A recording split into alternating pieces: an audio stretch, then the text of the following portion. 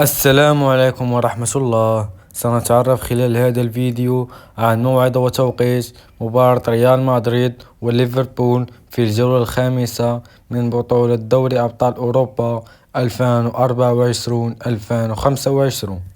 قبل بداية الفيديو لا تنسى الاشتراك في القناة وتفعيل زر الجرس ليصلك كل جديد. ستقام مباراة ريال مدريد في الجولة الخامسة من دوري أبطال أوروبا ضد ليفربول يوم الأربعاء 27 يونيو 2024.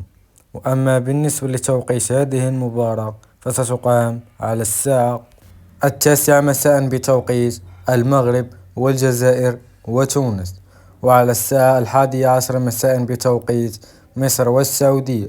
أما بالنسبة لقناة الناقلة لهذه المباراة هي قناة بين سبور القطرية. دمت في رعاية الله ومع السلامة.